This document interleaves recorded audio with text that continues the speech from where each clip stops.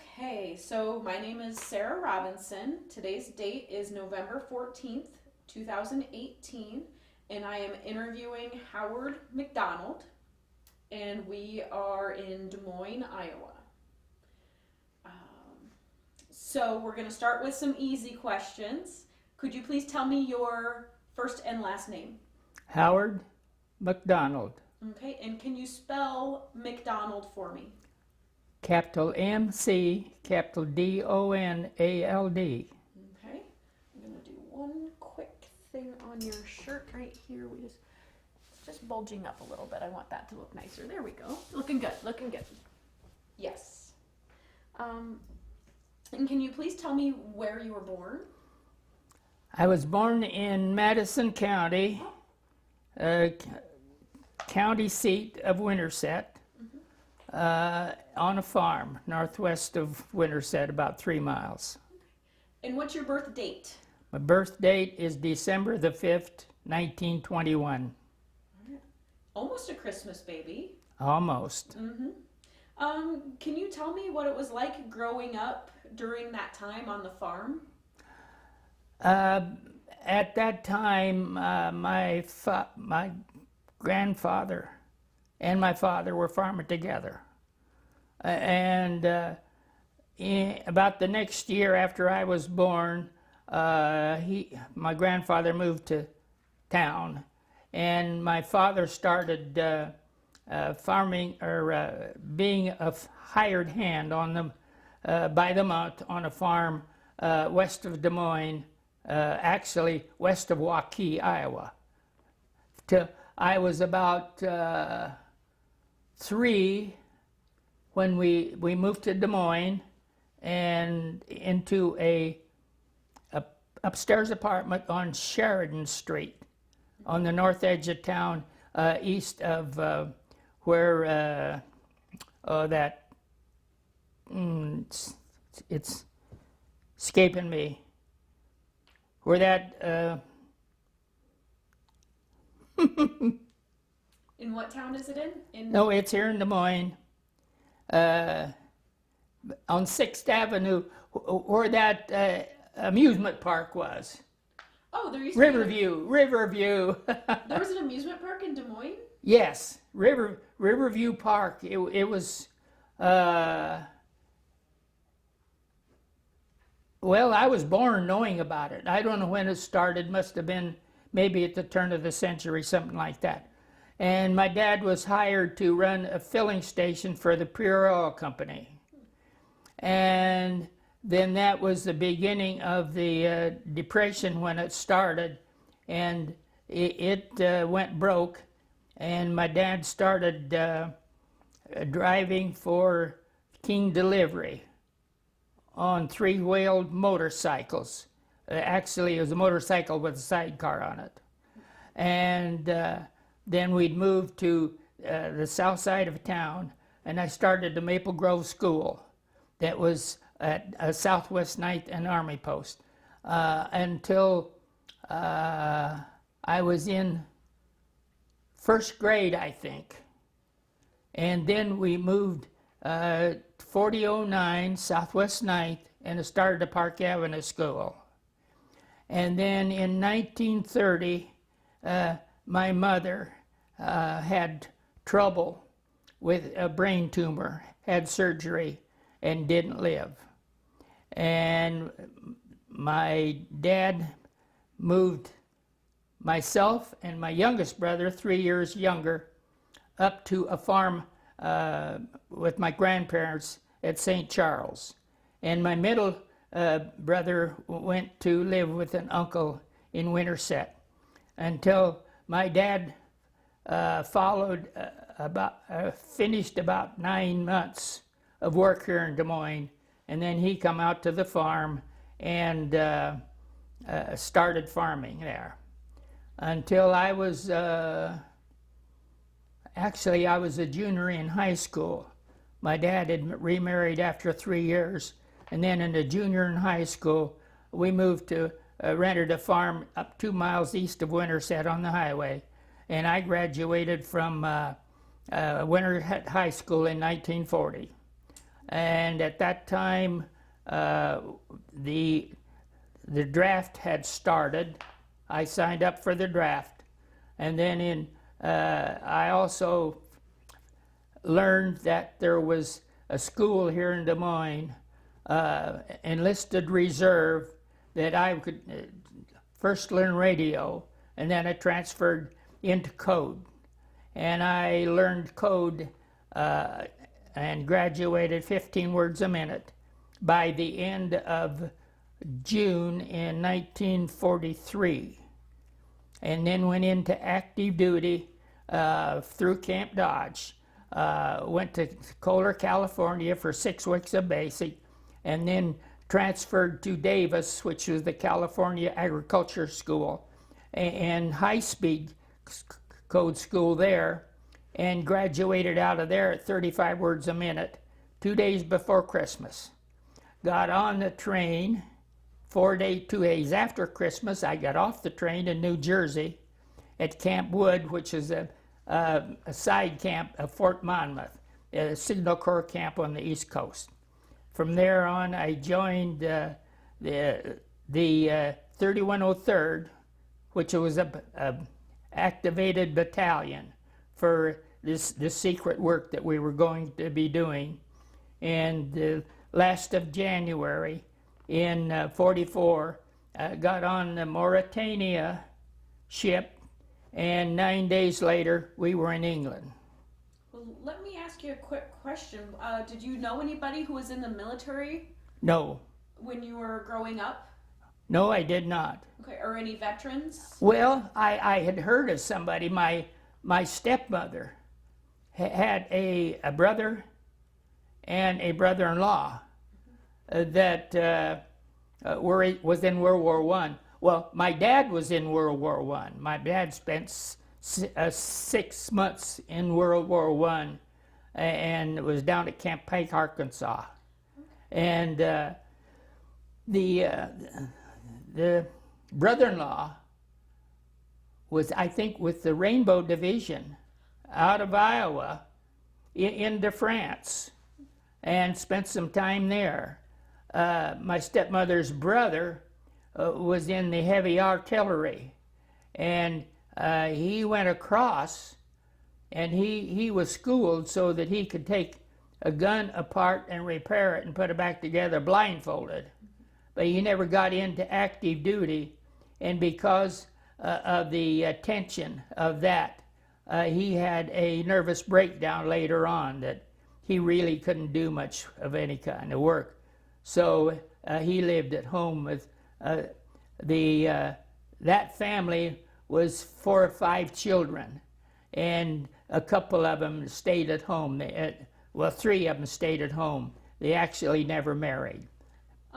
Do you remember a point in time when you wanted to join the military? I really never wanted to join it. The reason I enlisted and to get into this school was so I wouldn't get in the infantry. Yeah, that sounds like a really good reason. And in getting released from the draft board, so that I could enlist, they told me, "You're lucky. One more person the last month and it would have been you." So I escaped it by that much. Was there something about Signal that you enjoyed, or the reason that you wanted to do code? Did you find it interesting? Yes. Studying radio, I also had to get into math because of the parts in a radio that had to be matched. And I had a math class the first thing in the morning of about 4 hours, and it was trigonometry that I had never got into. I knew algebra pretty well, and I could handle geometry, but it was over my head in trigonometry. And I learned that they had a code school at the same place, and I decided I was going to get into code school to get away from that math.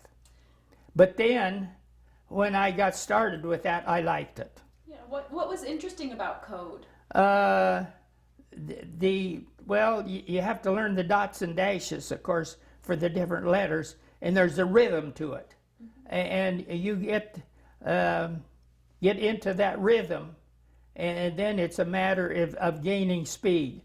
But when I was across and copying code, they could bring mail in, and I'd tell them to open it and sit down beside me. And I'd read the mail while I was copying code. Because if you get into it far enough, you do it automatically. Conversation, but through code. Yeah. Well, this wasn't conversation. This was all the training for this deception part. And all it was 5-letter coded groups that they run through the coder. And it was all just 5-letter groups, and it was a rhythm. So many characters, and then a break. So many characters, and then a break. Were you actually saying anything? No, absolutely nothing. So they taught you how to talk gibberish over Morse code. Actually, that's what it amounted to. And then to get all into it, all of the low-speed men were on small radios, and they were scattered all around every place. And difference in the single, the size of the radio, the tone of each transmitter would be a different sound. The strength would make a difference, and they were all situated out as 50 different armies, all strung around and in different places, and that was what that FUSAG was, and that's the way they did it. That was the lowest speed men that done that. What's low speed mean? Low speed was 15 minutes a word, 15 words a minute or less was low speed, and anything over that, up over 30, 35 was high speed men. I was high speed, and I could send and receive. Well, I could receive about 35. I could send about 45 to 48 on an automatic key. On a regular hand key, about 24 is about as fast as you can go.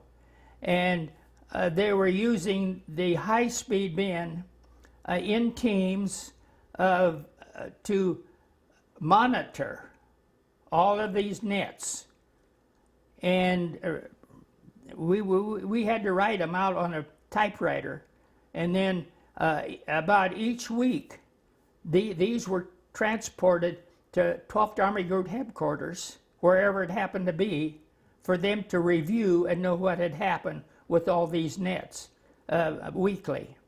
And then when I got to in a different place, which I was at that time, I was at Little Waltham, near Chelmsford in England, and they come around and ask for volunteers for high-speed operators, and I was one out of 3 that started and went to Louth, which is up close to the Scottish border, if you've ever been in England. And we started transmitting back and forth to the station that was down around London, which basically was the headquarters station. Where I was up against, next to a British military base up there. And then, of course, D-Day was on the 6th of June. And then about the 12th of June, we moved down to Denver, or down to Dover. Actually at Folkestone is where it was. And we sat there and kept sending back and forth until the 20th of June before we stopped. But that time they had the beachhead in Normandy. Why did they have you do those communications? Hitler was they had put the word out that we were going to invade anywhere but in Normandy.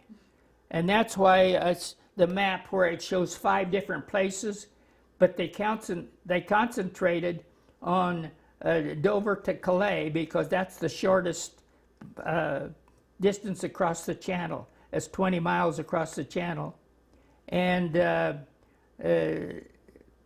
Germany was convinced, most of Germany was convinced that that was where we were going to cross because that was the shortest.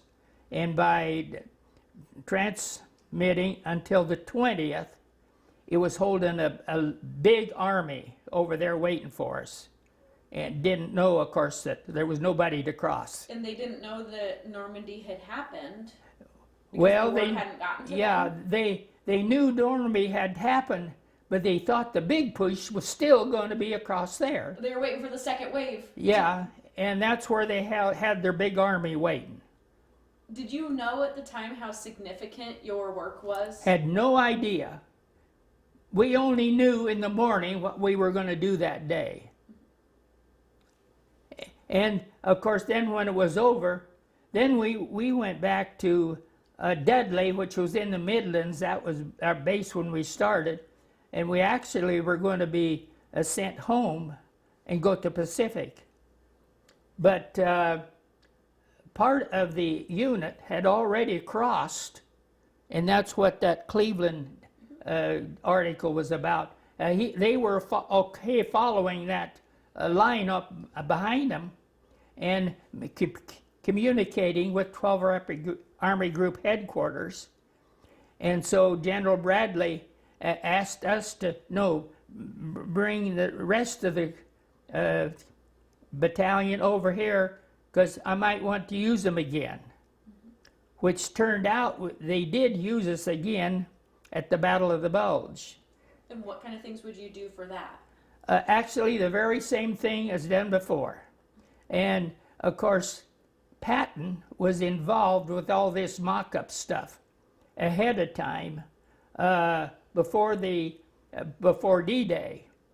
And then after D-Day, they transferred him and he became in command of the 3rd Armored. And when it got around and to the time of the Battle of the Bulge, he was the armored in the south side of that bulge, but the north side got broke away, and he pulled him out and sent him up around to stop him. And when they did, then they put our outfit in the south side with those radios again, sitting there sending radios. Or sending those messages that didn't mean a thing. But they were trying to uncode it. Yeah, sure. Yeah, no way to uncode it. But because of the combination of everything, they figured it was another FUSAG outfit sitting in there. How did the good guys tell the difference between the gibberish code and actual messages going through? Well, this was all planned daily, actually, I was told, and set up to transmit these messages from the 2 stations, the one that I was on and the one that was the other one. Okay. And incidentally, the first time I started transmitting, the first day, I recognized 2 operators on the other station, and they were guys that I trained with in California. How did you know? Your fist, as they call it, on hand key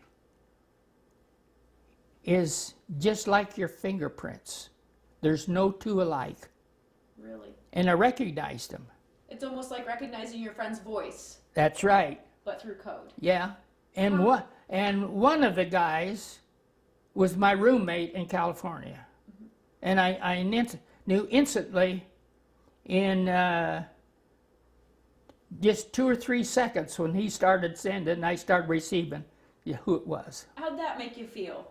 Well, it it made me feel as if I was working with somebody I already knew.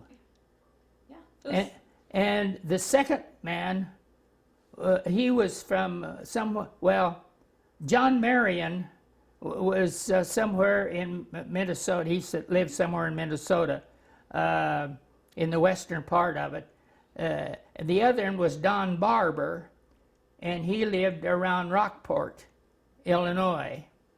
And I always remembered him because he'd get to going so fast that he'd run them together, and yet I'd have to send him a wait, slow down.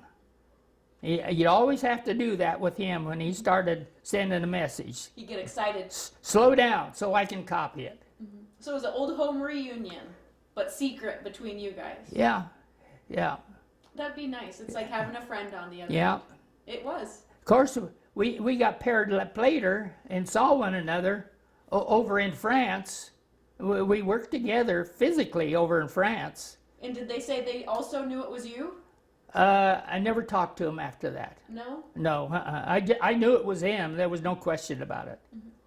Well, you had mentioned earlier that you had a sweetheart back home before you even left. Can you tell me about her and your story before you even left the United States? You want to get me started on that? We can talk about it later. We can talk about it later. We won't get you going. Okay, yeah, I'll tell her. Yeah, we'll wait till the end to tell that story because that's going to be a good one. I love hearing about the sweethearts back home. Okay, all right. How about let's talk a little bit about what we did not talk about yet was your basic training. We kind of glossed over that. So did you go through your typical Army basic training? Yes. And where was that at, and what was it like? That was Kohler, California. It was outside of Sacramento. And well, I was told it was regular infantry basic training. The marching and the shooting on the rifle range and all this sort of thing. And it was 8 weeks. 8 weeks total, and we were. They had what they called a. Let's see. They had a place set up where they had it wired with old mud holes, and they'd somewhere rather they'd have spots where they could shoot a charge off, and it would kind of throw up the dirt and one thing to another, and you had to crawl under barbed wire that was just about this far off of the ground on your belly. You couldn't get on your hands and knees. You had to be on your belly and then work yourself with your elbows on the side. And they had two 50 caliber machine guns mounted that was cross shooting like this, and they were shooting live shells too. And you had to crawl through that mud, water, everything else, and you get up to a trench that was deeper than what you were, and then fall down into that trench. And when the whole group got through it, then they would stop shooting, and then you could get up and get out of there. That was actual warfare training is what that was for. And in 6 weeks, or 8 weeks after that was over, then is when they moved me to Davis, California, then where I was strictly in code school. Learn code school every day. And then of course we had, one day we went to the pool, one day we went to the field exercises as they called it, and then a third day we went to the gym for different things. That was the athletic part of it there. So did you do a little bit of code school before you ever went to basic training? No. But it was after, so it was your like AIT. It was all from the very beginning when I enlisted. I enlisted in what they called the enlisted reserve, which I was not uniform. Okay. I was civilian, but in the Army, and then I was paid by civil service. Was the pay, as I remember, is about, I think, 400, 450 a month, something like that was what I got. But back in those days, that was a lot of money that I'd never had before. So you were pretty much in the reserves. Well, yes, it was what they called the enlisted reserve. And then as soon as we graduated from the school here in Des Moines, then we were ordered into active duty, went to Camp Dodge, and went through all our physicals, all our shots, and got our clothing issue. And then we got on some old rickety train that took us to Creston, and then has put us in a troop car headed for California. So do you remember having any thoughts as you were headed overseas, that you were feeling pretty confident in yourself, or were you pretty nervous in the U.S.? Actually, everybody was in the same boat. So we really didn't think too much about it because we didn't know what was ahead of us. How did you get from the United States to overseas? On the Mauritania. When I got off the train at Camp Wood, New Jersey, then there was a wait there, of course, till everything gathered up. And about the middle of January, then they give us a 3-day pass. We could go home in a 3-day pass. Well, we spent the first day traveling. We put the second day was at home, and the third day we was going back again. And about the start of the last week of January, we were moved to a place called Camp Shanks up in New York State, and this was the port of entry camp to go overseas. And we, I don't know how many of us, I suppose we were in groups, but they got us down on the ferry and transported us down to the dock where the Mauritania was to board it. And we went across on the Mauritania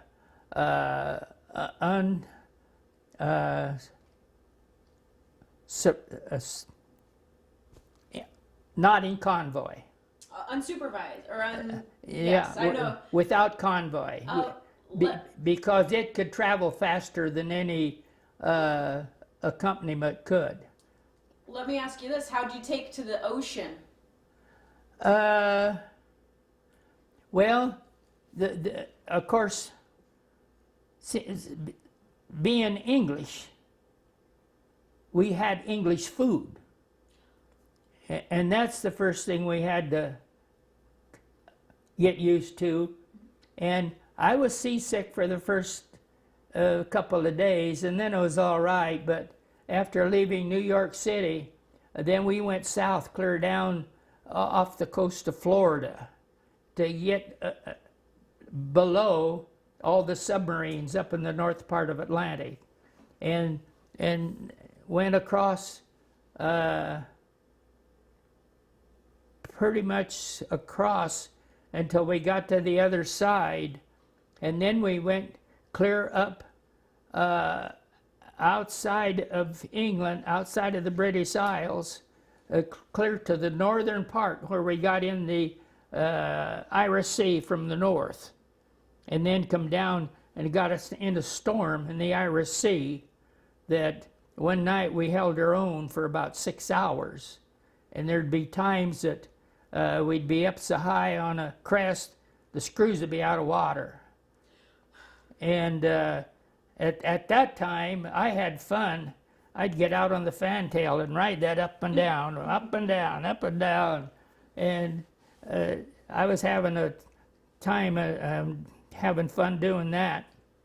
And then we docked at Liverpool, and they closed the PX just as we docked. For some reason or other, we couldn't unload, and then they almost had a riot. They had to open up the PX and let us get the crackers and one thing out of there, because kidney bean stew for breakfast is not very good. And crackers help with your stomach. Yes, indeed. And so after 2 days of it, we got off and they got us aboard a train, and we went to Dudley in the Midlands. And that was our base. That was where we started training for what was coming ahead. And then we were moving around in different spots, and it didn't make too much difference where we were, because all we had to do was be able to copy the different nets from these small radios that was out. So did you travel quite a bit, or did you have one base that was pretty consistent? Well, we were traveling. Sometimes we'd go out and move for a day and then come back a time or two. And then we maybe go a week, and it depended upon where all this other stuff was moving, see, that we had to copy, because the smaller radios didn't have this strong signal that the larger ones did. And we had to be sure that we were in signal strength of all those. And how would you set up? Like, tell me about the operation or the actual infrastructure. Okay. All of the trucks we had we called 6x6s, which was a ton and a half, but they were dual wheels on the back, dual axles, I mean. And then there was a sort of a hut, just the size of the bed of the truck, that would set in it. And this was the unit that they put the large 399 radio outfit in, because it was a 5,000 watt job, and that's the one they used in their high-speed operations. But they got a lot of those huts that was stripped, that wasn't in it, and then we would go in and remodel them for 6 monitoring stations. We'd have a pair back to back on one side, or on both sides, with an aisle in the middle. And then we had a bench across the front of it that we had one on either end of that, so that we could have 6 men in there, and they were equipped with typewriters and of course earphones, so that we could have 6 men in there at one time, and each one listening and copying a different net. And that's what we used all the time. Sometimes if we were going, well, at one time we were based in the old Maginot Line at Verdun, France, and that time we were there for about 6 weeks. So we just took that off and set it down on the ground so that it was easy to get to. And then all of the operation with that, we would be on duty for 4 hours, and then we would be off duty for 6 hours, and then we'd be back on duty, and we rotate the clock around 24 hours a day that way. And with just 3 men, like there was when I was on that one radio, you was getting off long enough to eat and sleep, and then you was back working again. Well, where would you sleep in these situations? We'd have depending on where we were, we always had a bedroll of some kind, and we'd have a place where we lay down and sleep, regardless of where it was. One time I even slept out on the ground under a bunch of trees one night, and I had made a bedroll with my shelter half individually, and when I laid down, I flipped that over my head. The next day, when the morning when I woke up, I flipped that thing back, and I got a face full of snow. It snowed. Snowed during the night for about, maybe an inch and a half, which I didn't know about. Well, those shelter houses are pretty thick. Yeah. It probably kept your body heat in. Oh yeah. Well, see, we had the issue of our blankets, two blankets, and then this shelter half. And generally, of course, depending on how cold it was, sometimes we would take our shoes off, and then get in with all our clothes on it. And then one time up at let's see, where was that? Vougier, France, I think. We slept in the barn, and this was, and the snow was about knee deep up there at that time, and we slept all our clothes on, even with our shoes on, out in that barn to keep warm, because it was a big open place and you couldn't get any heat collected from bodies there. So you each were on our own. Did you ever run into any locals while you were kind of out in the, it sounds like they would have been around? Not until afterwards. Okay. Not until afterwards. When we got through and come back to Wiesbaden to gather up and come back home, why then we could get out and we could walk through a park. But there was signs up that we weren't to talk to anybody. And if you'd try, sometimes they'd point at the sign. Because after all, we were ready to start talking to people regardless. How about the enemy? Did you ever run into any hairy situations while you were out on the road?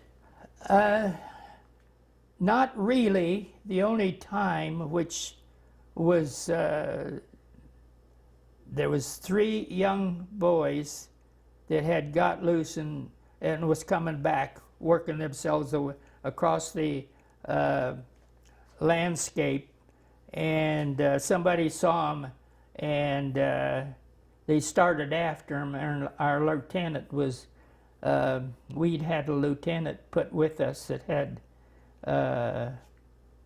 he'd been a party boy, and he'd sent a field jacket through censorship to a girlfriend in England, and they caught him on it.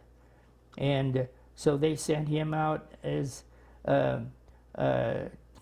commander of our team, which is 25 men, and he wouldn't turn any of us in for ratings because he said we didn't deserve it. But he got told that he shouldn't have done it. But he was out there to make a name for himself by capturing these young boys. But he got his name made all right, but the wrong way. Mm-hmm.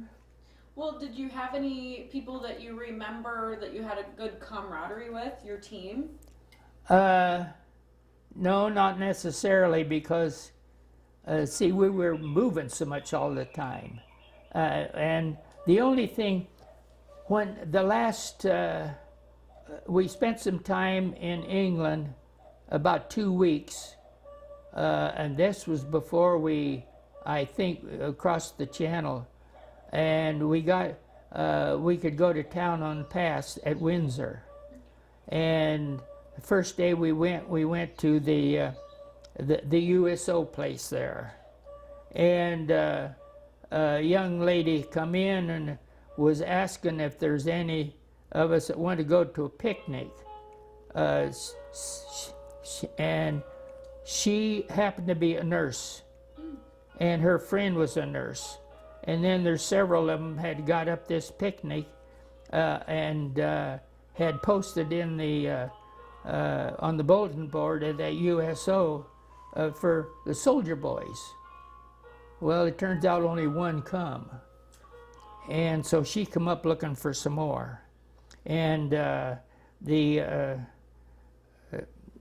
my team sergeant Peyton McCraw, of course, he was a go-getter, and he immediately nabbed on and teamed up with her. But there was about 5 of us, I think, that followed back. Well, and he was actually as good a friend as I had there, and I helped him do a lot of work of turning the reports in, and went with him a lot of the times to 12th Army Group headquarters, and then the nurse having a special friend that was a nurse, well, they needed another male, so I got, shall I say, put into the group without really voluntold. I didn't get volunteer. He volunteered me. I didn't volunteer. But anyway, she was a nice gal, and she had a soldier friend, a fiance. Oh. So we were community friends because of a friendship, and that was all. And I communicated with her several times after I left England too, and I think maybe even once after I got back here. And my wife knew about it too, but I never thought anything about it. Just a friend. Yeah, she was just a friend. Well, you were kind of a chaperone. In a way. Keep her safe. Yeah. Make sure there's. Yeah. Well, did you ever have? I want to say like a good luck charm, or maybe a superstition that kept you safe, or religion. Did you have any of those things that helped you get through? No, the only thing I had was I believed in Friday the 13th. Anything good was going to happen on the Friday the 13th. And it always generally was a package or something like that. That's when I got it. So it was not a negative thing for me. But outside of that, it was just a job to get done and get back home. So how long were you actually overseas? 17 months. Okay. Do you remember the timeline? When you got there? Yeah, you've got it there. It's about the 8th of February in 1944. Okay. And until about the, June 1945, I think was when I come back. Okay. So, I thought of were you in the same unit the whole time? Yes. Okay. And what was the unit called again? 3103rd Signal Service Battalion.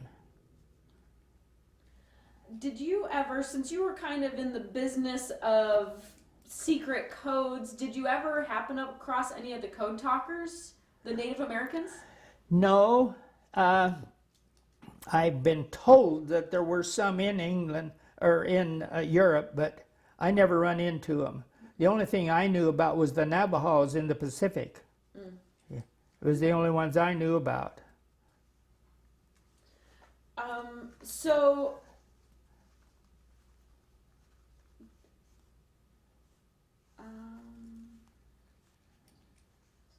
how about mail? Did you ever get any mail? Oh, we got mail all the time, really. In fact, Francis was to have an appendectomy that I knew nothing about ahead of time. And she was going to be tied up for a week on it. And she wrote a letter a day ahead of time and had her sister mail a letter a day while she was in the hospital. That's great. Did you write letters back? Oh, yes. I wrote letters back, and see, we had to be so careful of what we put in a letter, because every letter was censored that went out. And I should go back and tell you, when we went over on the boat, we had a shipping number of 2009A. And after we hit Liverpool, basically that's dropped.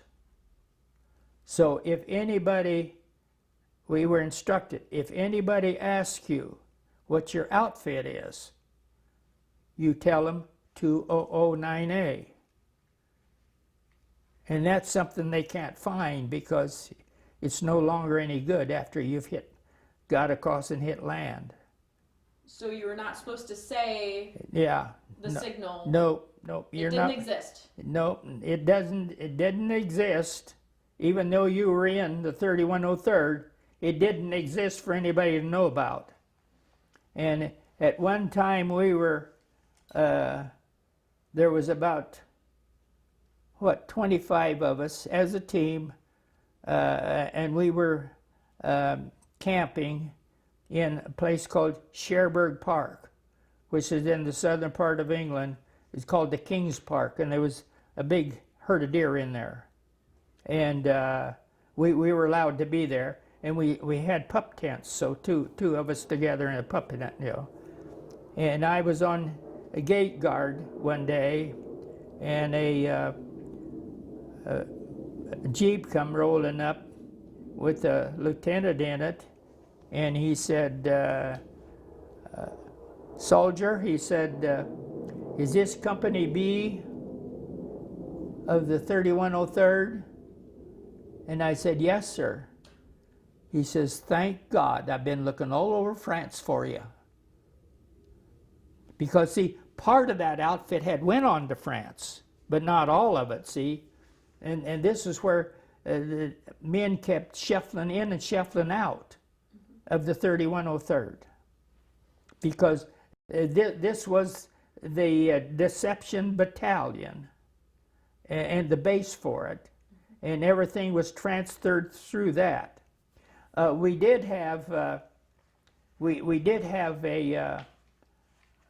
in our return address on our letters, the only thing we could say was somewhere in England, or somewhere in France, somewhere in Belgium, somewhere in Germany. That's the only thing we could write down, because actually we knew where we were, but we couldn't tell anybody, because we didn't know where we were to get there or get out. Mm-hmm.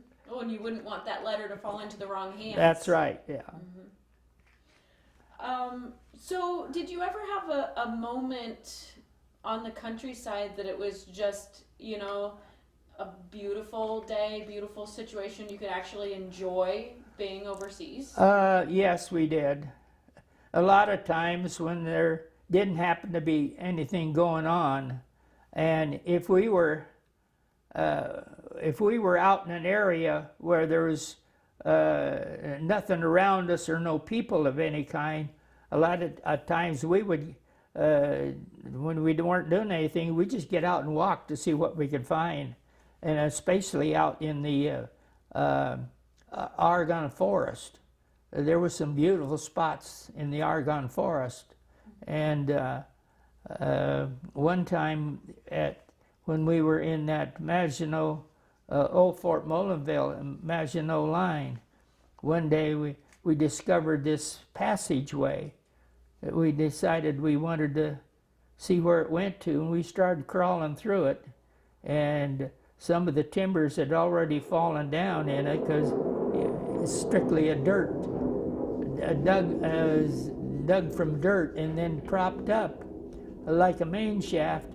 And we finally got out to the end of it, and it was an opening out on a hillside beyond where the fort was. Mm-hmm.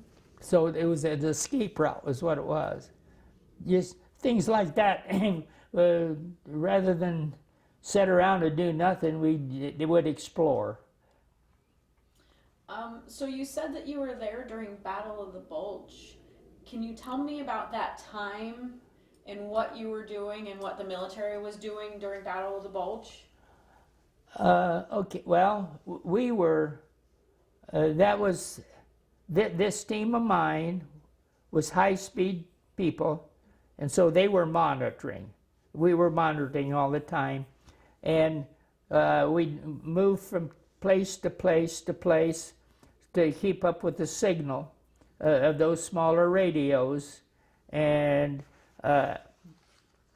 as we worked our way along the southern perimeter, ready when it all started moving to the east, then we circled it and got up around to the north side of that, and the Bastogne was the town that was encircled. And we got up north to Malmedy. We saw the cliffs where they had lined up the Malmedy massacre.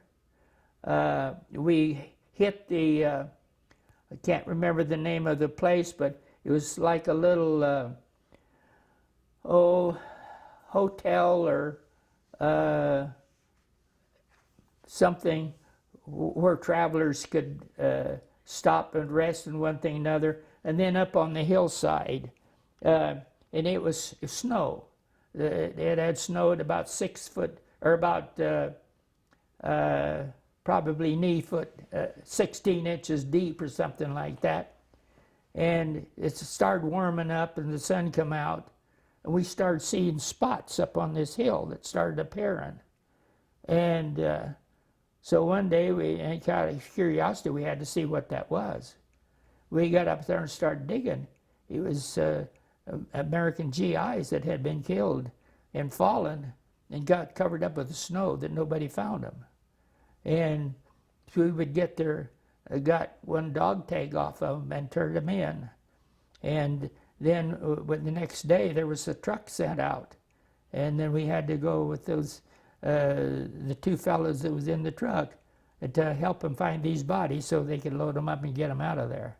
That was one of the saddest things I think probably had to do. But what a great duty you were able to do.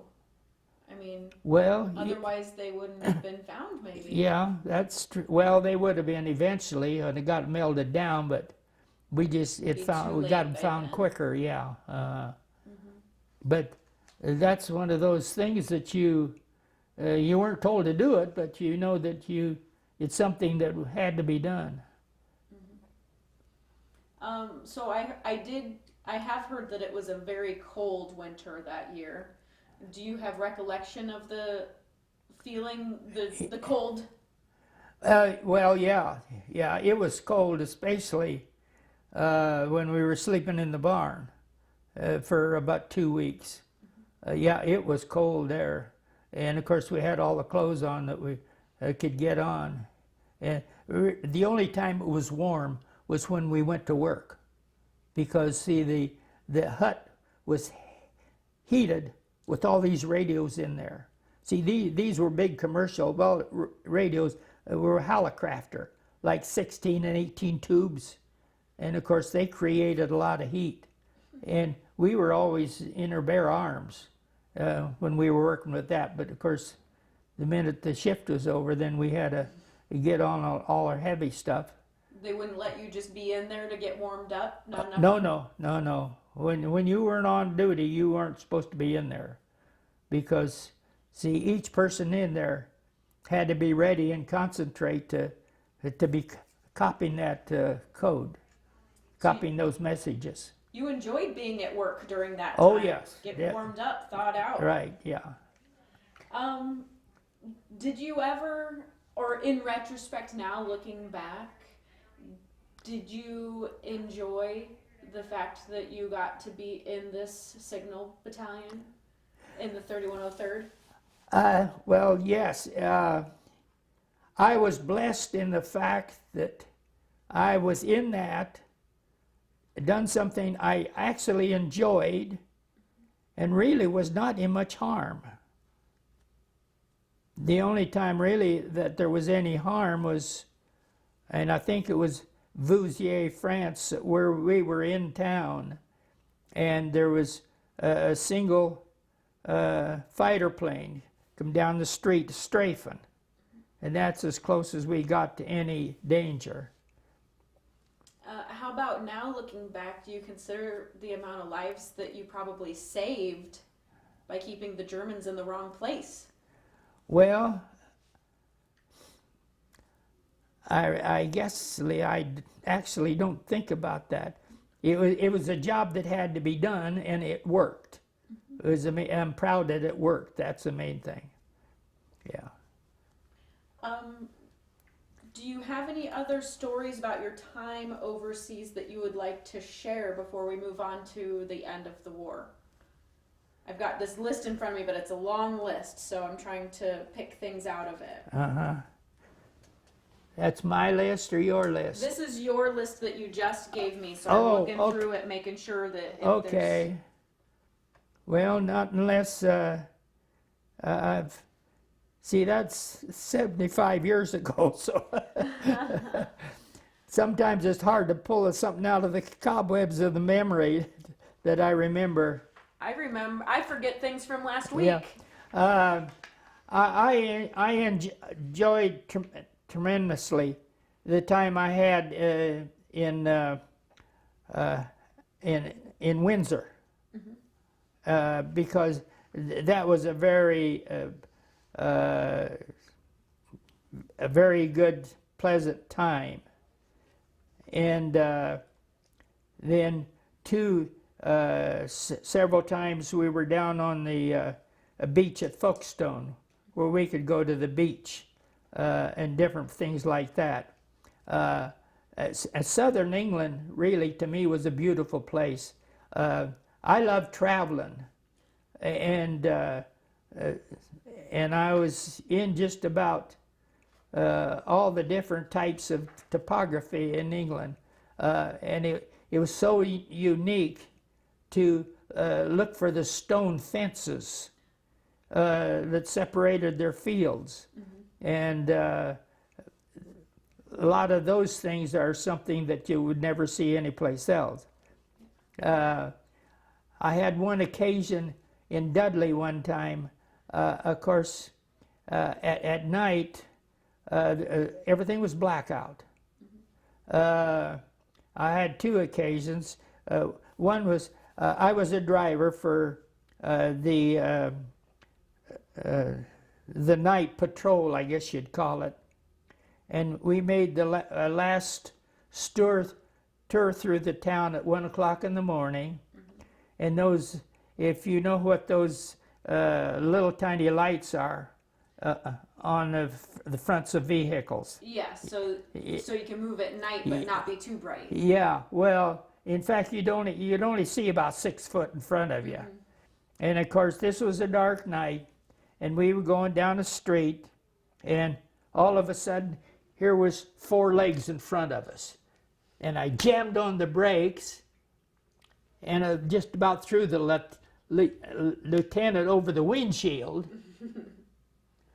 And this was an English guy and his gal out walking down the middle of the street at night. So I see here that there is a story about a chicken. Let me read. You were Yeah. Can you tell me that story? That sounds like a good one. Yeah. We moved into a little, I guess it was a farmstead, really. It's Wolfscout? Yeah. I don't know how to pronounce that. Of a house and a barn and some trees and one thing and another, and we moved in there to stop for the night, or maybe a couple nights or so. And here's a bunch of chickens running around. And so and we had a guy, several from Brooklyn in our outfit, and they're a different breed. But anyway, one of them, and we heard the darndest racket, and this one guy from Brooklyn come around the corner of a building with the chicken hang all by the neck. he decided he was going to have chicken. And he come running around and he stopped. Now what do I do with it, he says. I said, give it to me. And I snapped its head off, and then I proceeded to clean it. Mm-hmm. And we got a can somewhere, I don't know where we found it, and we had run onto a blowtorch, and we had picked that blowtorch up. So I cleaned the chicken and got it cut up into pieces, and they found some vegetables, I think some carrots and potatoes, and I set that thing up some way with that blowtorch on that can, and I cooked the chicken and the vegetables. And I told him, I says, well, here you are. You can have your chicken now. Well, he invited me to join him. Good, yes, so you got to have a nice meal. Yeah. Well, it looks like, looking at some of these, that you had an interest in photography while you were there. Oh, yes, definitely. Tell me about that. Like, how did you first get into photography, and then what would you need to do to be a photographer then? Yeah, well, I had a box camera, Agfa box camera, I think it was. Even I had it when I was here in Des Moines that I took pictures with. And of course, every chance I got, I take a picture with it. And then during the time over in that we were camped in that Cherbourg Park, I had a team lieutenant, Levinson. And one day he was doing his, he was developing his own negative that he had, a picture that he had took, developing the negative. And I questioned him about it, and he told me about it, and I said, well, would you do one for me? And he says, well, I'll give you the stuff, you can do it yourself. And so he told me how to work it and everything, and he got started developing the negatives, of course.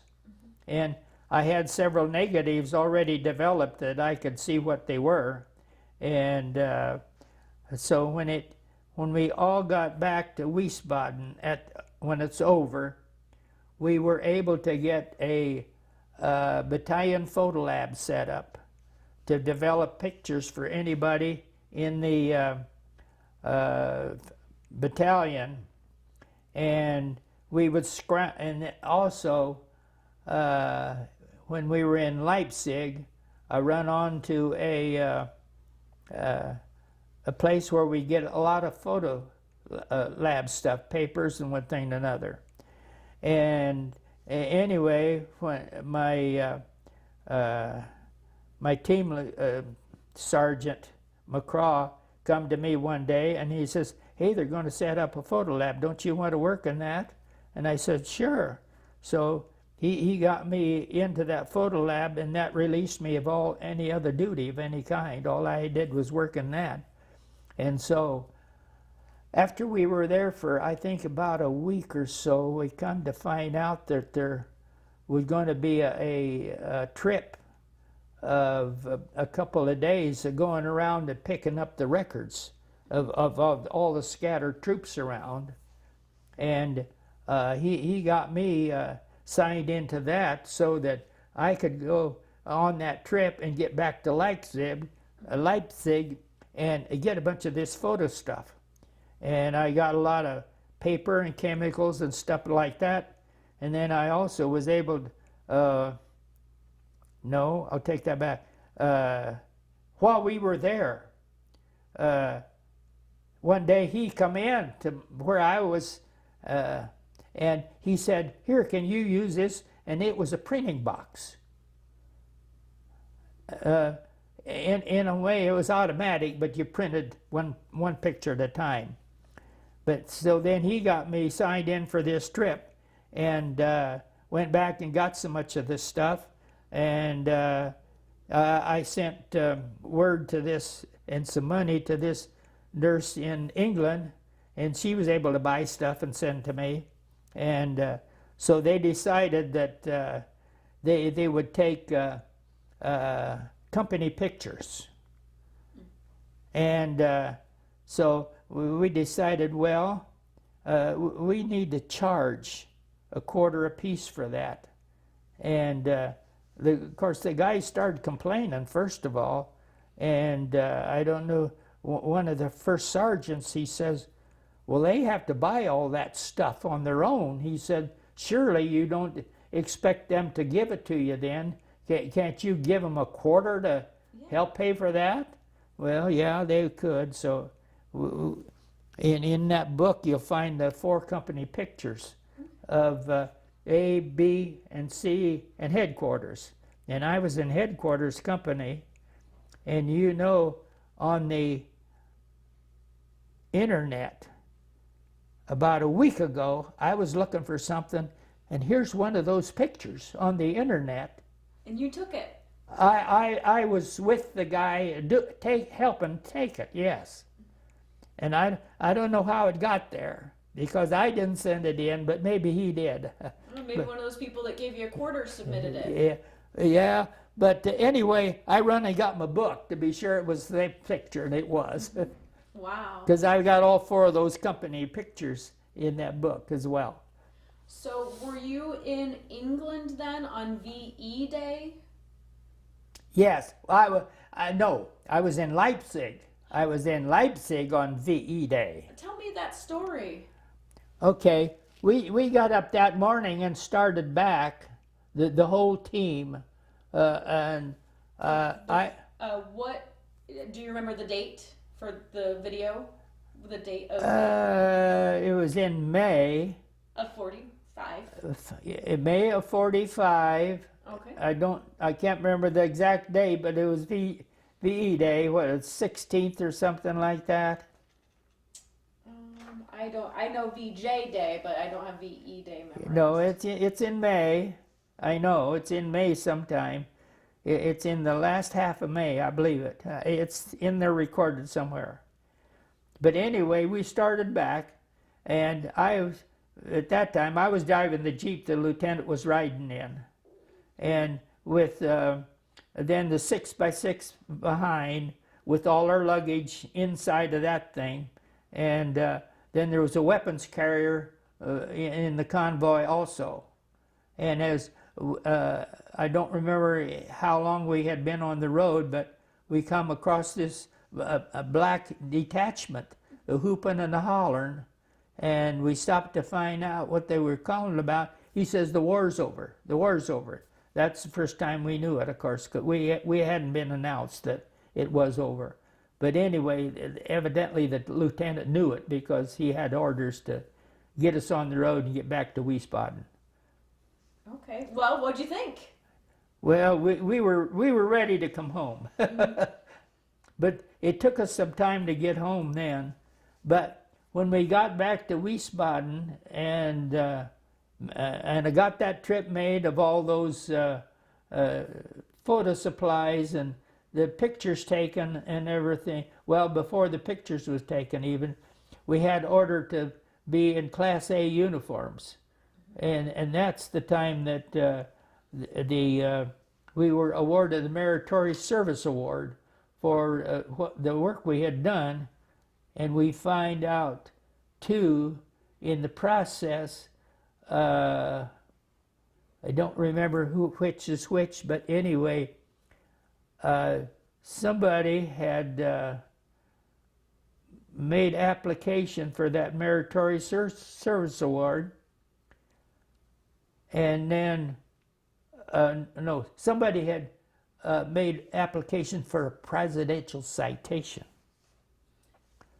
And then later on, somebody put in for Meritorious Service Award.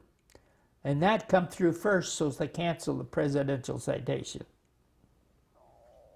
So shortly thereafter, you got to go home? Shortly after that, we loaded up on a train of 48 cars from the World War I vintage. and you were supposed to be able to call 40 mules and 8 men in those. But there was about 20 of us with our luggage, our duffel bags, that some way or other we tied to the rafters above. And then we laid side by side with our heads against one side, and then at our feet was more head to foot, head to foot, head to foot. And barely room enough for 20 guys to lay down, so where they would get those 40 mules and 8 men, and we never could figure out.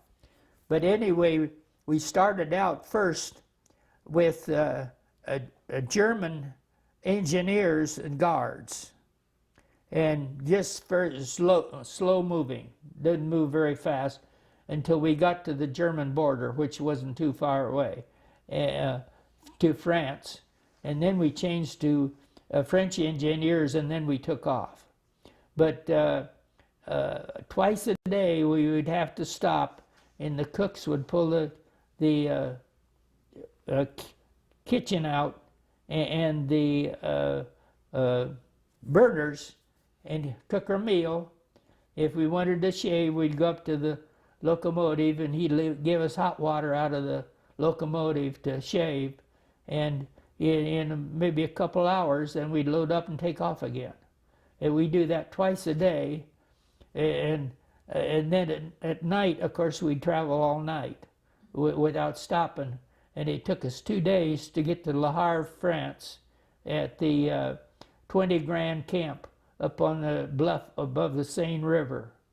And they had sent a attachment of 150 men ahead to help load our equipment on the ship. And then when they got ready to load us, they come to find out that they had forgotten about book the rest of the men from the 150. So our equipment took off and come on across, and then we had to wait till the next one come, which was the little Caribbean liner, and the Cristobal, I think, was the name of it. And so we got aboard that one, and first we were supposed to switch. Somebody could sleep in the daytime, and somebody could sleep at the night in the bunks that were 4 bunks high, you know. Well, one night that was enough for us. We took our blankets and pulled it out on the deck every night to sleep under the stars. And we had an occasion where there was a community area with a piano in it. And every night the guys would gather around that piano to sing. And one night one of them say, do you know such and such? And the guy playing the piano, he says, no, I never heard it. He said, sing it through. And he picked out the right hand, and he said, sing it through again. He picked out the other hand.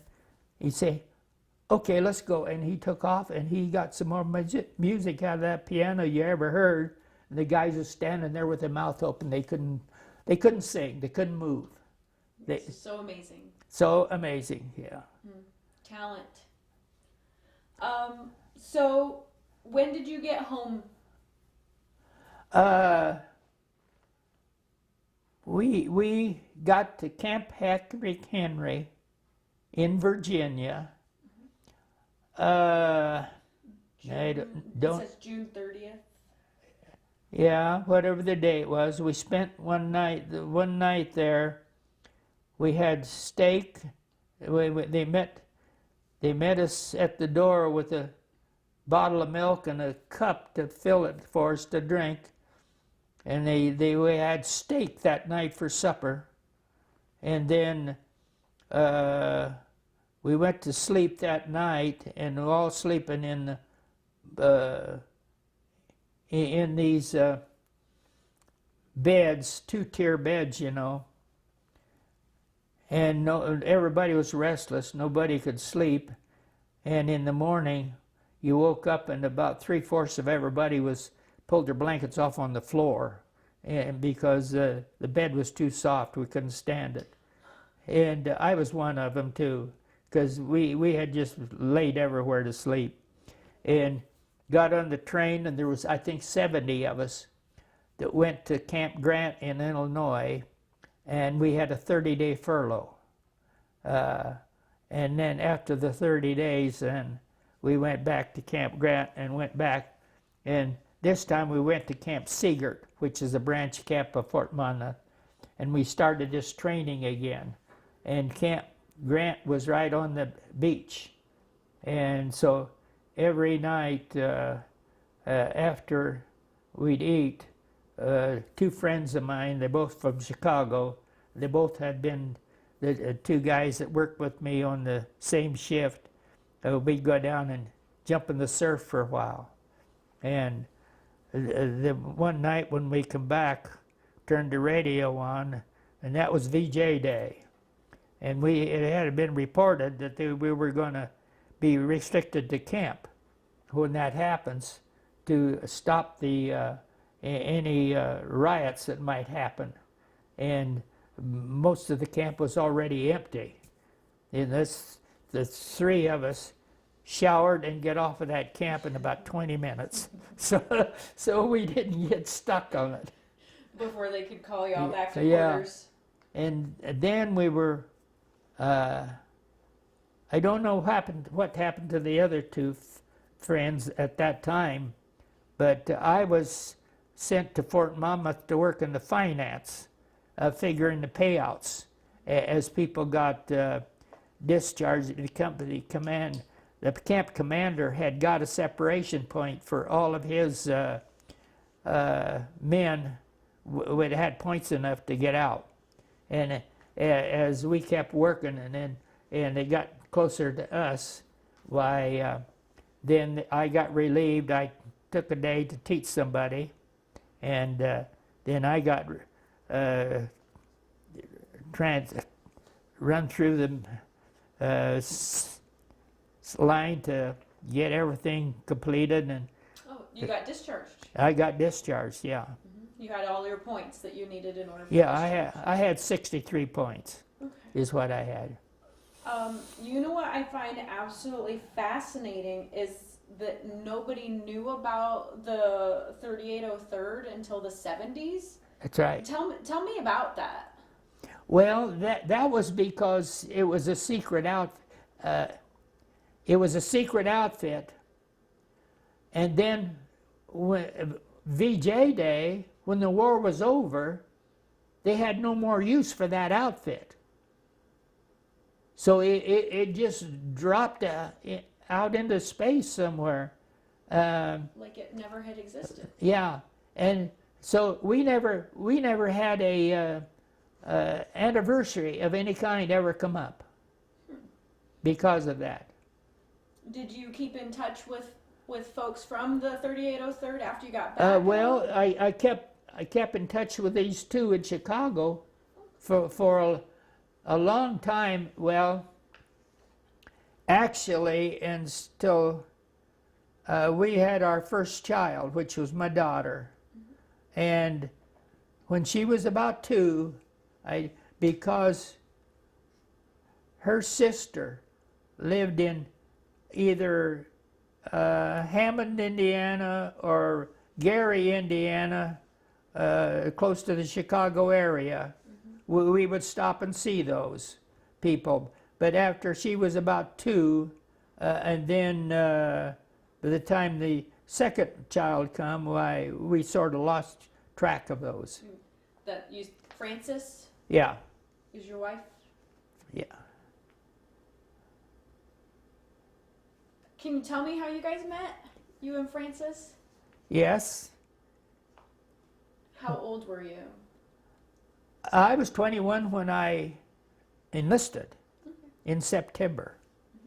Started radio school in 1st of November, and then transferred into code the 1st of January. But in radio school, I got acquainted with a man that was from Nebraska, and he was a roller skater. So he invited me to go roller skating with him, and I got to the place where I was roller skating every night. It's fun. And yeah, and so in around February, I went roller skating one night. I don't remember which night of the week it was. And I happened to see this girl out on the skate that just stood out like a star. I thought, and back that time, I was bashful. It was hard for me to start conversation with anybody.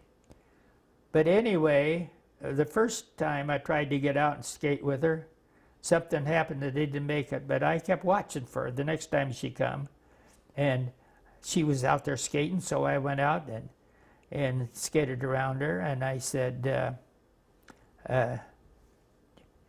do you mind if I skate with you? She said, sure you can. And I says, well, what's your name? She says, all my friends call me Francis. And I thought, boy, that's different. I didn't know it was going to be that different, but it was.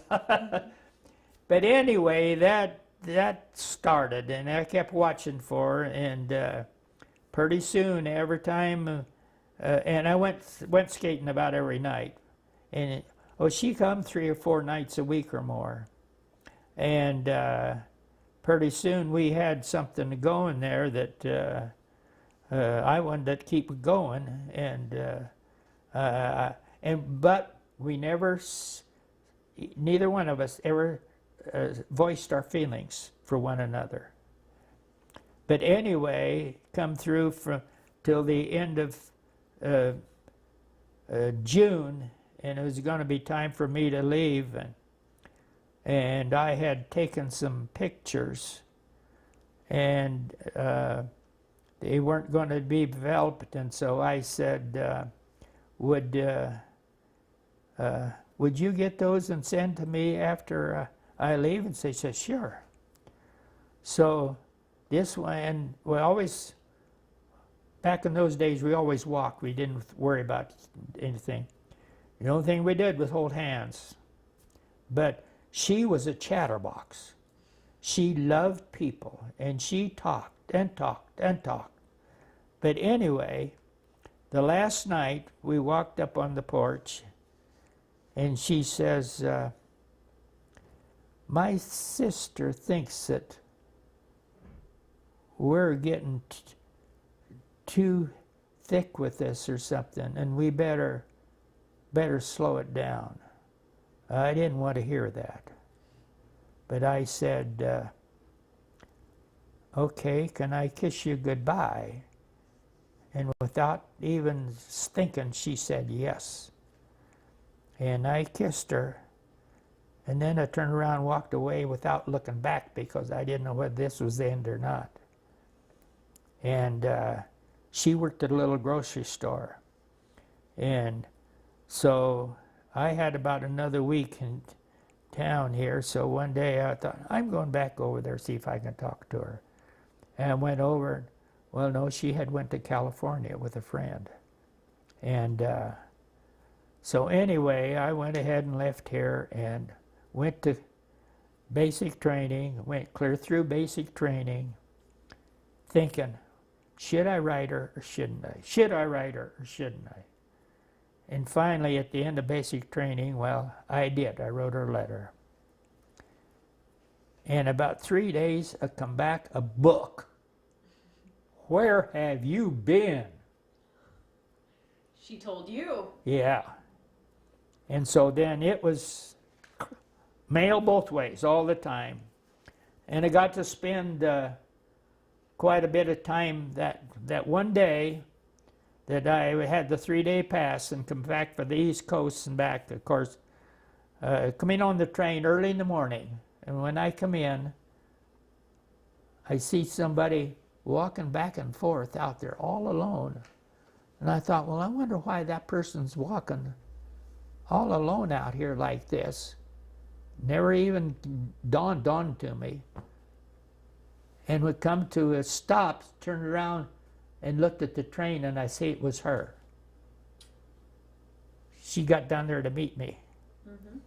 But anyway, went back, and all this time through in England, and I think I was over in France one time when I was in France, and I wrote, I said, "When did you decide you loved me?" And she wrote back and says, "When you kissed me goodbye." On the front porch. Uh-huh. Dumb me. Didn't dawn on to me at all. Mm-hmm. Must be some kiss. I did. I meant it when I kissed her. So when did you get married? We got married, I got out in October 15th, and of course I had to get a job right away. And I started working on the streetcar companies. And I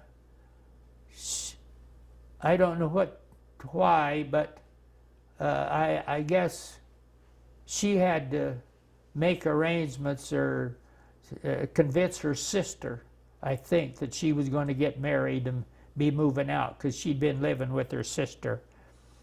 Well, by this time in the whole process, come to find out, she was almost 3 years older than I was. She had graduated from high school in 1937, and had been living in Des Moines all this time with her sister, one way or another, and all this occasion to couple up with somebody, and never did. And several times the guys had tried to Court her? well, more than court her. They wanted to get her in bed, and she point blank crossed them clear out of her life, because that wasn't the kind of association she wanted. And I treated her like a queen all the time and never bothered her. In fact, we were both virgins when we were married. So that is what she was. And her parents were immigrants. And she, from well, that time it was Yugoslavia, but Slovenia. And she had two sisters and a brother that was older, and she was 12 years after these three were. So she was almost raised as an only child. Okay, yeah. And family was everything to her, because that was all the relation she had, was her family. But she did have an aunt right here in town that was a sister of her mother that had a big family. And that was her entire world, you might say, of people. Her support system while you were gone, especially. Yeah. And the first thing she asked me when we were married, she says, "Promise me you'll never move me away from my folks as long as they're alive," which I didn't. But anyway, that's the story on her. You guys lived in Des Moines? Yeah, we lived in Des time? Moines, yeah. My dad, it was intended me to come back for the farm, but I had no intentions of going back to the farm. And and of course she didn't want to go to the farm either, but he did not like her. She was raised Catholic. She was an immigrant, and she was a gold digger. So we were married for a month before he knew we were married. Wow. But I think you made a pretty good choice. Well, it was the only choice. It was the only choice. Yeah. 69 years. 69 years. Yeah. It was 8 years before we had the daughter, and then 4 more for the son, and then she couldn't have any more because of trouble having him. Well, let me ask you this. I've been married for 8 years. What advice would you give me for a nice long marriage? Well, don't ever get in an argument. If you can have a discussion, fine. But don't ever get in an argument. And if one of you has to be right, the other one needs to turn and walk away for 5 minutes to cool off. I think that's sound advice. It's worked for me. You did something right. And the reason I was that way was because I always heard argument with my dad and my stepmother, because my dad was a domineering person. In fact, my dad beat me with a rubber hose for things that I couldn't get my brother to do, because my brother had osteomyelitis when he was about 4, and a very high temperature, and it affected him mentally. He never really did ever get through 8th grade because didn't have the mind for it. Yeah. That fever, that'll get you. Yeah, but he did grow up and be able to learn enough that he got married and had a child too. That's great, yeah. But I lost both of those about 1980. Okay. He with a serious heart attack, and my brother had prostate cancer. My brother was in the Air Force for 20 years. Yeah. Well, let's. I want to ask you a couple reflective questions. Just looking back on your service, what do you feel about being a veteran? Well, there wasn't any attention paid to the veterans from World War II, at least, until they started those honor flights. And then that we started being recognized.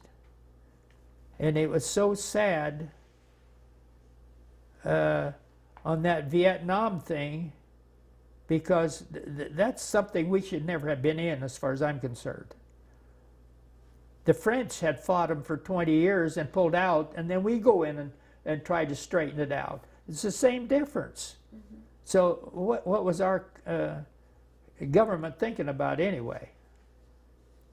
And it's not like the veterans were treated that well either. No, they weren't. No, they weren't.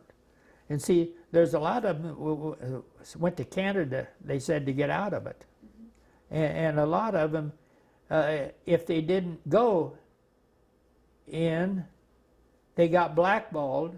Mm. The same as so many of them that went and come back got blackballed. Yeah. So it's a crazy world. How about your, do you have pride in your service? I do. Why is that? Yeah. And now that I know what I did, it was something that happened that worked, that saved an awful lot of people, probably. Okay. If you had to give advice to a young person about service, what would you recommend to them? You know, that's hard for me, because I don't believe that we should be trying to save all the countries around this world when they're not helping themselves. Mm-hmm. So I don't know. You have to be, I would say you have to be dedicated to it. If it's something you want, yes, but and try to get it situated so that you're not a foot soldier in it, mm-hmm. that you get into the upper echelon of it. Okay. Are there any questions that I did not ask, or stories you wanted to tell me that we did not get to today? Not that I can think of, okay, off of the top of my head. All right. Then that's going to be it then. I'm going to stop recording. Okay. Okay.